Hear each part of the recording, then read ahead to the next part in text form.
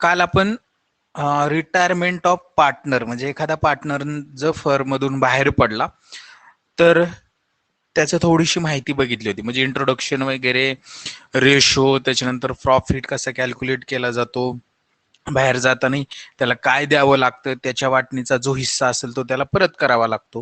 हे सगळ्या गोष्टी आपण कालच्या लेक्चरमध्ये अभ्यासल्या होत्या आणि पुस्तकातली थेरीला आपण सुरुवात केली होती. त्यातलं फर्स्ट पॅरेग्राफ सुद्धा आपण अभ्यासला होता आणि आपण येऊन पोहोचलो होतो न्यू रेशो पर्यंत. बरोबर ना? बरोबर का? हो हो. पहा, आता या न्यू रेशोच्या बाबतीत मला तुम्हाला एक गोष्ट सांगायची. समजा ओल्ड फर्म मध्ये, म्हणजे जी जुनी फर्म आहे, या फर्म मध्ये 3 पार्टनर्स आहेत. 3 पार्टनर्स आहेत आणि या 3 पार्टनरचा जो रेशो, पार्टनर जे आहेत त्यांची नाव आपण धरूया ए, बी आणि सी.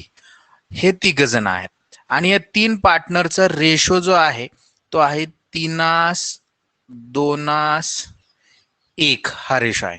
आणि त्यांनी जर असं सांगितलं की फर्म मधला सी हा जो पार्टनर आहे तो रिटायर्ड झालेला आहे, म्हणजे तो काय करणार आहे, फर्म मधनं बाहेर पडणार आहे. तर राहिलेले ए आणि बी जे आहेत यांचा जो न्यू रेशो असेल तर तो काय असेल, न्यू रेशो काय असेल ते आपल्याला या ठिकाणी शोधायचं आहे. तर न्यू रेशो काय असणार आहे, हा गेला त्याचा हिस्सा कट करायचा आणि जे शिल्लक राहिले दोघं, जर रेशो मध्ये काहीही चेंजेस नाही, नवीन रेशोच्या संदर्भात काही इन्फॉर्मेशन आपल्याला दिलेली नसेल, तर जो ओल्ड रेशो आहे दोघांचा तोच काय असणार आहे, न्यू रेशो. म्हणजे 3:2 हा न्यू रेशो असेल त्यांचा. समजते का सर्वांना मी काय सांगितलं? हो सर. हो, म्हणजे काय की जो ओल्ड रेशो असेल तोच यांचा न्यू रेशो असेल, जर समजा नवीन रेशोच्या संदर्भात काहीही इन्फॉर्मेशन दिलेली नसेल तर. आता त्यांनी इन थेरी मध्ये काय दिले ते समजून घेऊया. पहा, the ratio in which the continue partners decided to share the future profit and losses is known as new profit sharing ratio.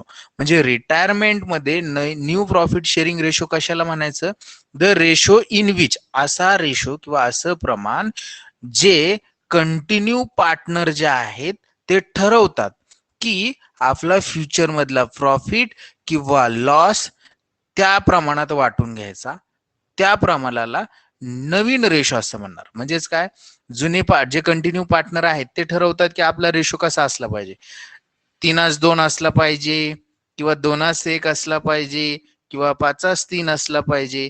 हे जर त्यांनी ठरवलं तर आपण त्याला काय म्हणणार, न्यू रेशो म्हणणार. आणि जर ठरवलं नाही तर आत्ताच मी तुम्हाला मागे सांगितलं की काय, जो नवीन पार्टनर जुना पार्टनर जो गेलेला आहे आपल्यातनं, रिटायर्ड झालेला एक पार्टनर, त्याचा हिस्सा फक्त उडवून टाकायचा, राहिलेले जे हिस्सा असतील तोच नवीन रेशो म्हणून आपण पुढे कंटिन्यू करणार. हे झालं न्यू रेशोच्या संदर्भात. आता याचे काही 1-2 एक्झाम्पल आहेत ते फक्त आपण या ठिकाणी समजून घेऊया. पहा, फर्स्ट एक्झाम्पल काय दिले त्यांनी, पहा इल्युस्ट्रेशन नंबर फर्स्ट. दिसतंय सर्वांना हे? हो सर. ओके, त्याच्यामध्ये त्यांनी बघा काय सांगितलंय फर्स्ट एक्झाम्पल मध्ये. पहा, A, B and C share profit and losses in the ratio 4:2:1, 4:2:1. हे ए बी सी आहेत, ते असणार आहेत ओल्ड पार्टनर फर्म मध्ये, बरोबर का? हो सर. जुन्या. हा, आणि त्यांनी काय ठरवलंय की त्यांचा जो रेशो आहे 4:2:1 हा असणार आहे त्यांचा ओल्ड रेशो. ओल्ड रेशो इथपर्यंत क्लिअर का सर्वांना? हो हो सर. हो sir. Okay. If B retired, म्हणजे यांच्यातनं आता कोण गेलाय, बी हा गेलाय, म्हणजे बी चा हिस्सा जो आहे 4:2:1 त्याचा हिस्सा आहे रेशो मध्ये 2, तो काय झालेला आहे, रिटायर्ड झालेला आहे. If B is retired what will be the new ratio, म्हणजे नवीन रेशो काय असेल, तर त्याचं आन्सर त्यांनी काय सांगितलं बघा, answer the new ratio of A and C. B निघून गेला, मग राहिले कोणते, ए आणि सीच राहिले ना दोघ जण. हो हो हो. तर यांचा न्यू रेशो काय आहे? बी निघून गेला, बीचा हिस्सा आपण झाकून टाकला, म्हणजे मी जर काढला तर काय शिल्लक दिसते तिथे सांगा बरं फक्त. आणि त्यांचं 4:1 हा रेशो असणार आहे.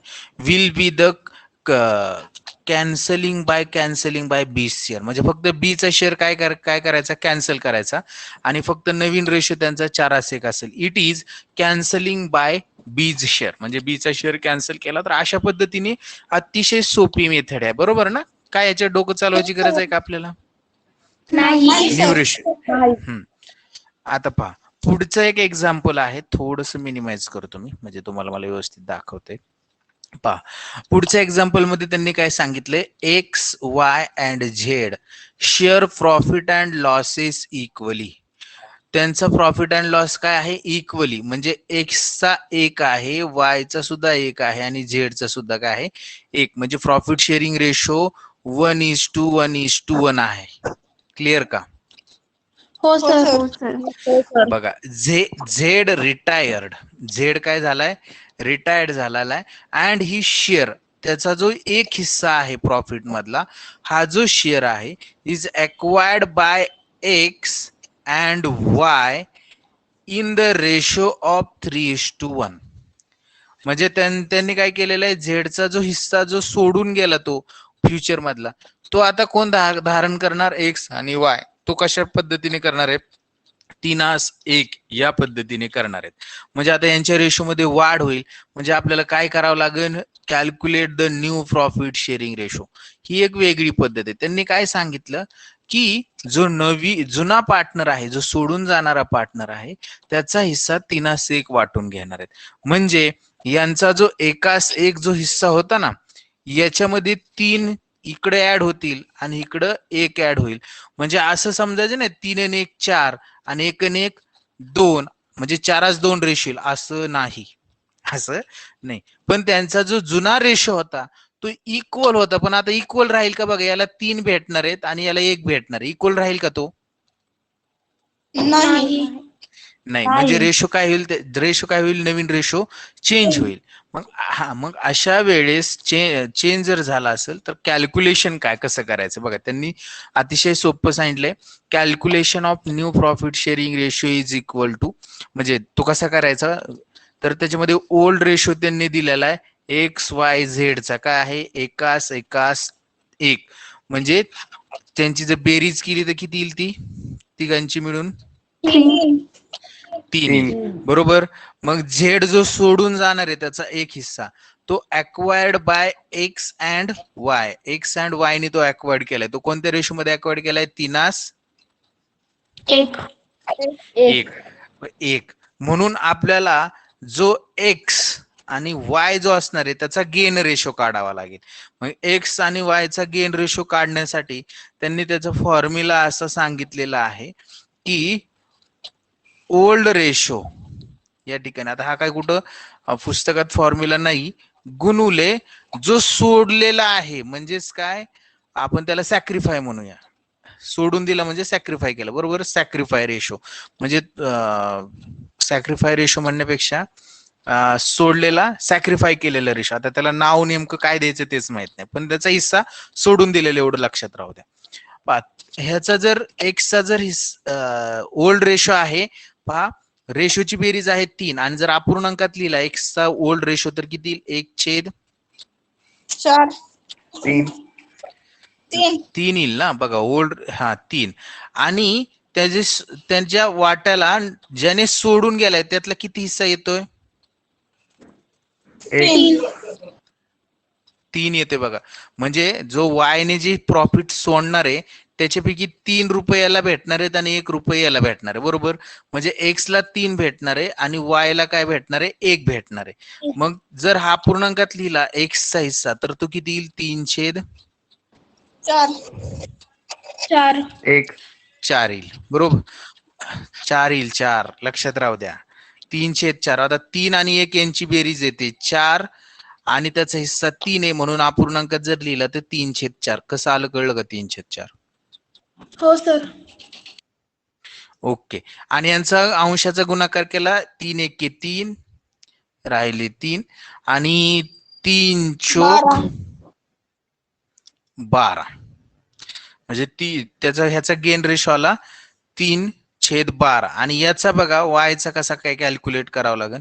वायचा ओल्ड रेशो आहे 1 बरोबर आणि रेशोची बेरीज आहे 3 म्हणजे ओल्ड रेशो 1/3 गुणुले जो सोडून गेलाय त्यातला हिस्सा किती भेटणार आहे वायला 1 आणि त्या रेशोची बेरीज आहे सोडून गेलेले 4 म्हणजे 1 गुणुले 1 किती 1 आणि 3 गुणुले 4 12 म्हणजे किती 3/12 इथं बघा तेच आले 1/12 सॉरी 3/12 आणि 1/12 आले का तेच बघा 3/12 आणि 1/12. ओके आणि आता नवीन रेशो कॅल्क्युलेट करण्यासाठी काय केलंय त्यांनी बघा ओल्ड रेशो आणि जो आपला गेन रेशो ना त्यांची बेरीज केली. कशी केली ते पण सांगतो बघा या ठिकाणी मी तुम्हाला करून दाखवतो. एक्स चा ओल्ड रेशो काय 1 आहे आणि अपूर्णांकात लिहिलं तर 1/3 येईल बरोबर बरोबर का बर आणि प्लस याचं काय गेन रेशो 3/12 येणार बरोबर. आता जर बेरीज करायची म्हटली तर छेद समान करावं लागेल. एक तर छेद समान करा किंवा डायरेक्ट काय करा तिरकस गुणाकार करा. 1 गुणुले 3 किती आले 12 नाही 1 गुणुले 12 सॉरी 1 गुणुले 12 आले बरोबर का हो हा आणि मध्ये त्यांच्या प्लसचं चिन्ह म्हणून प्लसचं चिन्ह देऊ आणि 3 त्रिक 9 आपण प्रयोग करतोय सक्सेस होतो का तो बघूया. आणि खाली जर 3 गुणुले 12 जर केलं 12 12 2 36 12 त्रिक 48 नाही 12 12 12 24 12 त्रिक 36 येते 36 येईल 36 येईल बरोबर. हा असं जास्त कॅल्क्युलेशन करावं लागेल आपल्याला. आता जी मेथड सांगितली मला वाटली ही सोपी असेल पण याच्यामध्ये जास्त कॅल्क्युलेशन करावं. त्यांनी जी सांगितली ना त्याच पद्धतीने जाऊया. बघा त्याचा ओल्ड रेशो काय होता 1/3 होता बरोबर हा प्लस त्यांनी जो गेन रेशो जो कॅल्क्युलेट केला तो आहे 3/12 बरोबर का हो सर इथं 12 आहे. आता बेरीज जर करायची असेल अंशाची तर छेद समान करावं लागतील. 3 ला 12 करण्यासाठी कितीने गुणावं लागेल 4 ने. छेदाला 4 ने अंशाला सुद्धा कितीने 4 ने गुणलं तर 4 एके 4 आणि 12 प्लस 3/12 आहे असे पुढे येतील. आणि जर पुढे कॅल्क्युलेशन केलं 4 + 3 7 आणि छेद दोघांचा सामान येतो एकदाच लिहिला 7/12 कळलं कसं आहे 7/12 आलं हो सर ओके. आणि हे झालं एक्स वायचं सुद्धा सेम याच पद्धतीने ओल्ड रेशो आहे वायचा 1/3 प्लस न्यू रेशो आहे 1/12 याचा छेद समान करण्यासाठी याला 4 ने गुणावं लागेल. छेदाला 4 ने अंशाला सुद्धा 4 ने जर गुणलं तर 1 गुणुले 4 4 येईल आणि 3 गुणुले 4 12 प्लस 1/12 तर 4 आणि 1 5 आणि 12 दोघांचा समान आहे 12 एकदाच लिहिणार छेद समान आहे म्हणून 12 12 जर गेले तर रेशो काय राहील त्यांचा 7/5 हा न्यू रेशो हा न्यू रेशो राहील. याला अजून संक्षिप्त करता येते का नाही येत नाही नाही म्हणजे हाच काय असणार आहे न्यू रेशो असणार आहे. असा सुद्धा तुम्हाला काय करावं लागेल रेशो कॅल्क्युलेट करावं लागेल. हे कधी कॅल्क्युलेट करावं लागेल ज्या वेळेस जो जाणारा पार्टनर आहे सोडून जाणारा त्याचा हिस्सा नवीन पार्टनरने कशा प्रमाणात वाटून घेतलेला आहे हे जर आपल्याला विचारलं असेल तर आपल्याला न्यू रेशो कॅल्क्युलेट करताना अशा पद्धतीची मेथड यूज करावी लागेल. पण हे खूप कमी वेळा तुम्हाला प्रॉब्लेम मध्ये अभ्यासायला असेल पण माहिती असणं गरजेचं आहे. इथपर्यंत क्लिअर का सर्वांना हो सर ओके ओके चला. आणि आता पुढचा जो मेन आहे गेन रेशो कसा कॅल्क्युलेट करायचा, तर गेन रेशो समजून घेऊया. गेन रेशो म्हणजे मी काय सांगितलं होतं काल, तुम्हाला कोण सांगतंय? जो पार्टनर रिटायर्ड होतोय तो जो हिस्सा आता तो घेणार नाही रिटायर्ड झाल्यामुळे प्रॉफिट मधला भविष्यात, तो हिस्सा जुन्या पार्टनर मध्ये म्हणजे जे आता कंटिन्यू राहणार आहेत त्या कंटिन्यू पार्टनर मध्ये कोणत्या प्रमाणात वाटून घेतला जाईल, म्हणजे कोणत्या रेशो मध्ये वाटून घेतला जातो, त्यालाच आपण म्हटलं जातं गेन रेशो. बरोबर का? हो सर. ओके. आणि आता बघा गेन रेशोचं तेच त्यांनी सांगितलंय, the ratio in which the continue partner acquire the retiring partner shares. मी काय सांगितलं, जो रिटायर्ड होणारा पार्टनर आहे त्याचा जो हिस्सा आहे प्रॉफिट मधला, तो हिस्सा जे कंटिन्यू पार्टनर असतील दोन त्यांच्यामध्ये ज्या रेशो मध्ये वाटून घेतला जातो त्याला गेन रेशो म्हणतात. आणि तेच त्यांनी या ठिकाणी सांगितले पहा, the ratio in which the continue partner acquired the retiring partner share is called gain ratio. Clear का? हो सर. ओके.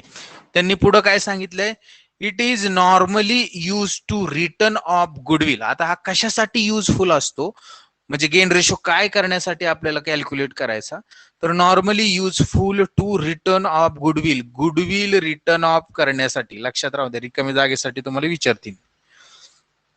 रिटायरमेंट मध्ये गेन रेशो कशासाठी वापरला जातो? नॉर्मली गुडविल रिटर्न ऑफ करण्यासाठी.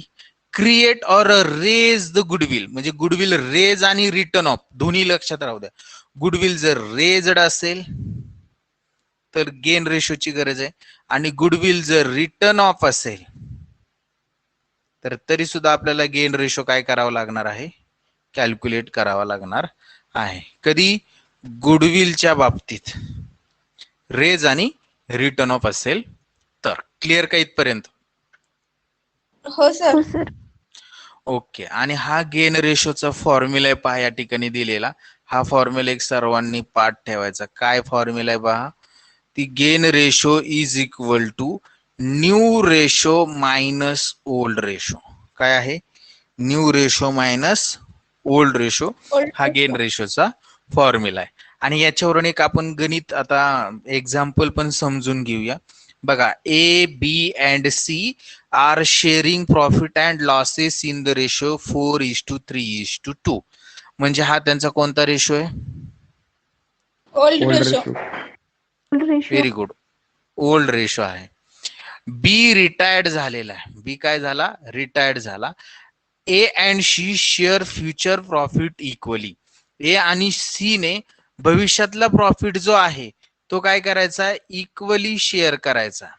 त्याचा शेअर करायचा आहे इक्वली. म्हणजे त्यांचा न्यू रेशो काय आहे सांगा बरं? इन फ्युचर मध्ये ते इक्वली शेअर कर.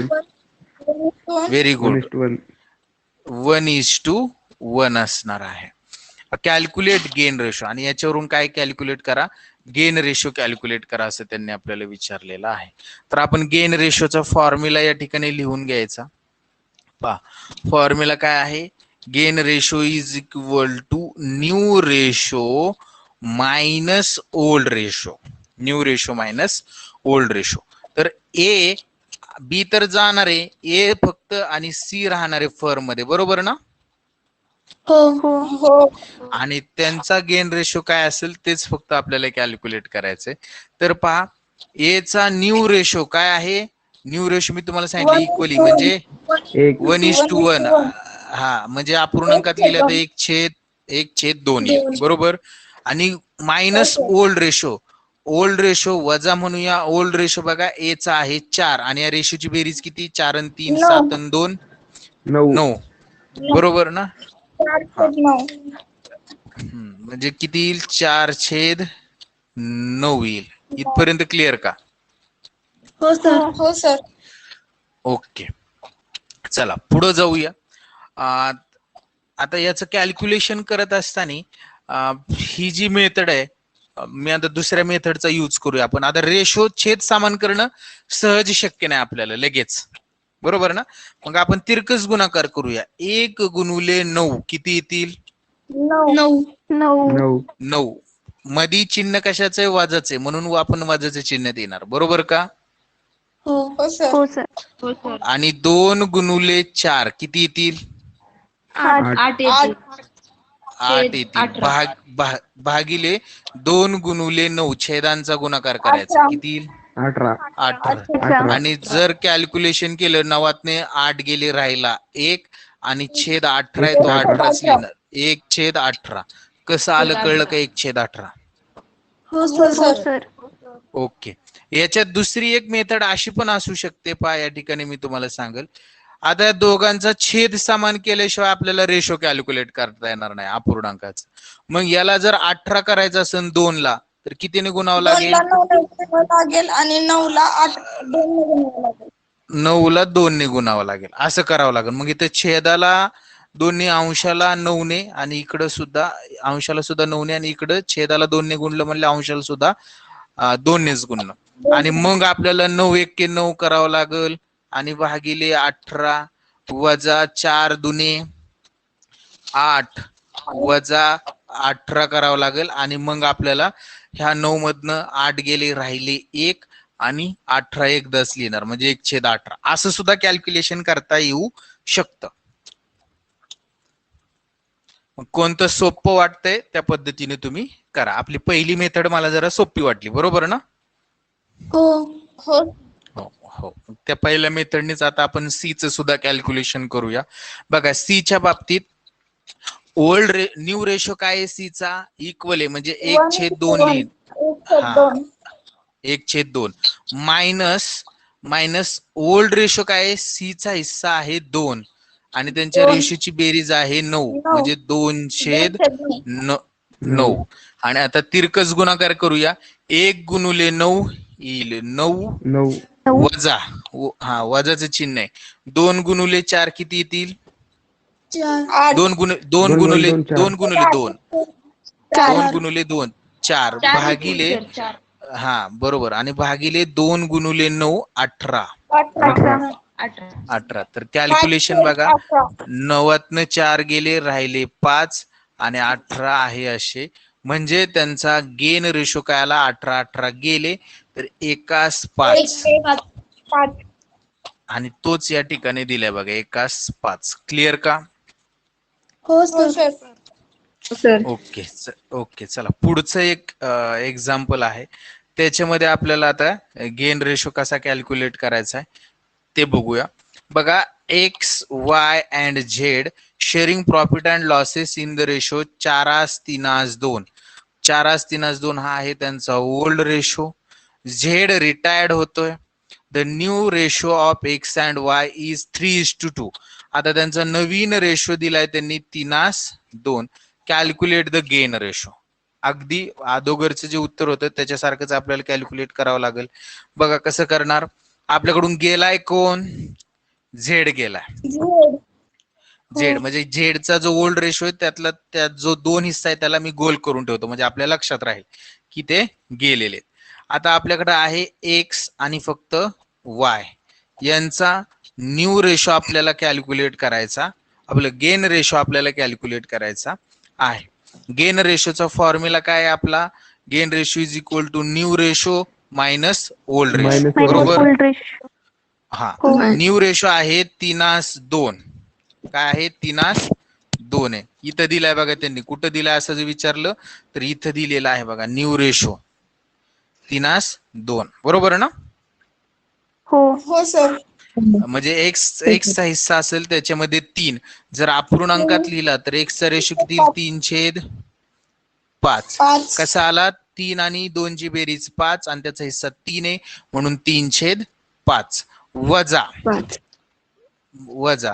आता त्यांचा ओल्ड रेशो बघा किती? त्याचा 4 हिस्सा आहे आणि रेशोची बेरीज आहे 9 म्हणून 4/9 घेतला आपण. आणि आता जर गुणाकार केला बघा तिरकस तर किती येते बघा? 3 गुणुले 9 9×3=27 आणि 5 गुणुले 4 5×4=20 वजा 20 लिहायचं भागिले 9 5 45. गुणुले 9 45 आणि रेशो कॅल्क्युलेट केला तर 27 मधनं 20 गेले राहिले 7 भागिले 45. क्लिअर का? हो सर. आणि तेच इथं आलेले 7 भागिले 45. पुढं वाय हा दुसरा पार्टनर आहे, त्याचा ओल्ड रेशो मध्ये न्यू रेशो मध्ये हिस्सा आहे 2, म्हणून आपण त्याचा न्यू रेशो लिहिणार 2/5 वजा ओल्ड रेशो काय आहे त्याचा 2 आहे आणि बेरीज आहे रेशोची 9 म्हणजे 2/9 येईल. बरोबर का? हे कसं आलं कळलं का? 2/9. हो सर. सर 3 तर 3/9 येईल. तर वायचं 3 आहे. हा वायचा 3 आहे, वायचा 3 आहे. मी म्हणतोय झेडच गेला. 3/9. हा 3/9 येणार. 3/9. हो, आता सर. कळलं का सर्वांना हे 3/9 कसं आलं? हो सर. ओके. आता तिरकस गुणाकार करा. 2 गुणुले 9 18 18. आणि दोन पदांच्या मध्ये वजाचं चिन्ह आहे म्हणून वजा लिहिणार आणि 5 गुणुले 3 15 भागिले 5 गुणुले 9 45. तर उत्तर येईल 18तनं 15 गेले राहिले 3 आणि 3 भागिले 45. हा 3 भागिले 45. रेशो दोघांचा समान आहे. 45 काटले तर राहतात फक्त 7/3. 3. कशा आले 7/3? इथं पण 7/3च आहेत बघा. कसं आलं कळलं का 7/3? हो सर. हो सर. ओके चला पुढे जाऊया. पुढच्या प्रॉब्लेम मध्ये म्हणजे पुढच्या एक्झाम्पल मध्ये त्यांनी कसं दिले ते समजून घेऊया. बघा पी क्यू अँड आर, आता हे तिघ पार्टनर आहेत. P Q R are partner sharing profit and losses in the ratio 2:2:1. 2:1. Q retired. Q म्हणजे हा मधलाच पार्टनर आहे बघा, तो रिटायर्ड झालेला आहे. म्हणजे जो 2 वाला हिस्सा जो आहे ना क्यूचा त्याला गोल करून ठेवला मी, तो रिटायर्ड झाला. Calculate gain ratio. कॅल्क्युलेट काय? Gain ratio. न्यू रेशोच्या संदर्भात त्यांनी आपल्याला काही इन्फॉर्मेशन दिली का? जसं वरच्या प्रॉब्लेम मध्ये त्यांनी आपल्याला सांगितलं होतं की न्यू रेशो एक्स आणि वायचा 3:2 आहे घ्या. बरोबर ना? तसं इथं न्यू रेशो किती आहे त्यांनी सांगितलंय का आपल्याला? नाही सांगितलं. नाही, हे आन्सर आहे. इथनं पुढे आन्सर आहे. हे इथनं पुढे आन्सर सुरू झाले. प्रॉब्लेम इथंच संपलाय असं समजा. काय झालेले? आन्सर सुरू झाले. म्हणजे थोडक्यात मी तुम्हाला सुरुवातीला काय सांगितलं होतं, जो रिटायरिंग पार्टनर असणार आहे त्याचा हिस्सा फक्त तुम्ही काय करा, कट करा. म्हणजे जर तुमचा न्यू रेशो किती असेल 2:1 आणि तोच त्या या ठिकाणी घेतलाय त्यांनी 2:1. कसा आला 2:1 कळलं का? हो सर. ओके. आणि न्यू रेशो आला, ओल्ड रेशो तर आपल्याकडे आहेच. कॅल्क्युलेशन करू. आपल्याकडे पी राहणारे आणि आर राहणारे नवीन पार्टनर म्हणून. ओल्ड रेशो आहे पी चा 2 आणि रेशोची बेरीज केली तर 2 आणि 2 4 आणि 1 5 म्हणजे अपूर्णांकात लिहिलं तर किती येईल? 2/5. वजा न्यू रेशो आहे 2 पी चा आणि बेरीज आहे 3 म्हणजे किती येईल? 2/3. 3. एकच मिनिट. 2/3 येईल. आणि जर आता गुणाकार जर केला तर बघा 2 गुणुले 3 6 वजा 5 गुणुले 2 10. एकच मिनिट. एक मिनिट. थोडस आपलं उलट झालं ना? हो सर. मायनस हा. मध्ये. हा उलट म्हणजे काय? आपला गेन रेशोचा फॉर्म्युला काय आहे सांगा परत एकदा मला. New ratio new ratio minus old ratio. बरोबर ना? हाच फॉर्म्युला आहे. हो सर. हा. आता न्यू रेशो बघा, न्यू रेशो काय 2 आहे आणि त्याचा हिस्सा बेरीज केली तर 3 येते. म्हणजे आपला जो पी आहे त्याचा 2/3 येईल. बरोबर ना? वजा ओल्ड रेशो बघा किती? ओल्ड रेशो आहे 2 2 4 आणि 5 आणि त्याचा हिस्सा आहे 2 म्हणजे 2/5 5 आणि आता तिरकस गुणाकार करा 2 गुणुले 5 येईल 10 आणि हे 3 गुणुले 2 येईल 6 आणि भागिले 5 गुणुले 3 15 15 10 6 गेले राहिले 4 आणि भागिले 15 आहे अशी 15 क्लिअर का 4/15 कसं आलं इथं पण तेच आले बघा हो सर ओके आणि आता आर चा काढूया आर चा न्यू रेशो आहे 1 अपूर्णांकात लिहिलं तर किती येईल 1/3 वजा ओल्ड रेशो आहे आर चा 1 आणि अपूर्णांकात जर लिहिला तर किती येईल 1/5 आणि तिरकस गुणाकार करूया बघा तिरकस गुणाकारामध्ये 1 गुणुले 5 5 येईल आणि 3 गुणुले 1 3 म्हणजे 5 वजा 3 आणि 3 5 15 छेदाचा गुणाकार केला तर 15 येईल आणि 5तनं 3 गेले राहिले 2 आणि खाली राहिले 15 आहे असा छेद दोन्हीचे काढले तर 4 2 येते आणि याला अजून संक्षिप्त करता येऊ शकतं का हो सर बे एक बे आणि बे दुने 4 म्हणजे काय 2:1 कळलं का 2:1 कसा आला रेशो हो सर हा कोणता ओल्ड रेशोचा न्यू रेशोचा आला असं म्हणताय ना तुम्ही हित आहे हा आता एका प्रॉब्लेम वरून तर कळलं की आपल्याला गेन रेशो ज्या वेळेस न्यू रेशो दिलेला नसतो त्यावेळेस जो न्यू रेशो असेल तोच गेन रेशो असेल हे तर समजलं पुढच्या काही उदाहरणावरूनच हे प्रूफ झालं तर आपल्याला गेन रेशो करण्याची गरज नाहीये कॅल्क्युलेट प्रॉब्लेम मध्ये तरी पण आपण प्रत्येक प्रॉब्लेम मध्ये तुम्हाला समजावं काय आहे कसा कॅल्क्युलेट करायचं त्यासाठी ते करणार चला पुढे जाऊया आता ह्या गुडविलच्या ट्रीटमेंट आहेत त्या गुडविलच्या ट्रीटमेंट बघू आणि आपण आज थांबूया 4 ते 5 ट्रीटमेंट आहेत तेवढेच फक्त समजायच्या आता तुमची थोडीशी परीक्षा आहे असं समजा कारण की जे आपण बघितलंय ऍडमिशन मध्ये तेच या ठिकाणी असणार आहे ट्रीटमेंट ऑफ गुडविल समजा याच्यामध्ये गुडविल तो घेऊन येणार आहे का जाणार आहे बरोबर ना हा म्हणजे तो जाणार आहे याचा अर्थ त्याचा हिस्सा गुडविल मधला तो घेऊन जाणार आहे पण तो घेऊन येणार नाही म्हणजे goodwill bring in cash bring आणि रिटेन ही पहिली कन्सेप्ट तर गुडविलची नसणार आहे आणि गुडविल तो घेऊन येत नाही म्हटल्यानंतर ओल्ड पार्टनर सुद्धा विथड्रॉ करू शकत नाही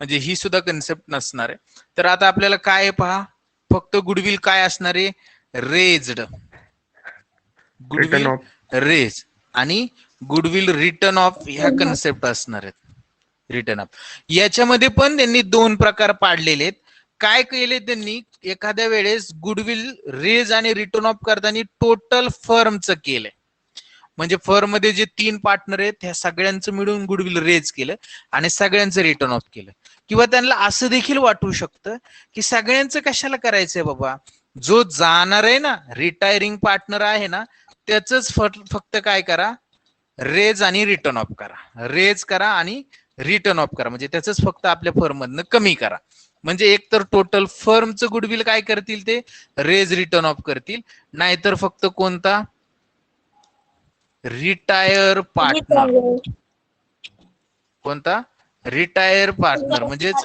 रिटायरिंग पार्टनरचं करतील फक्त ह्या 2च फक्त याच्यामध्ये कन्सेप्ट असणार आहे फर्मचं केलं तर सगळे पार्टनर येतील त्याच्यामध्ये आणि रिटायरिंग पार्टनरचं केलं तर फक्त कोण येईल रिटायरिंग पार्टनर येईल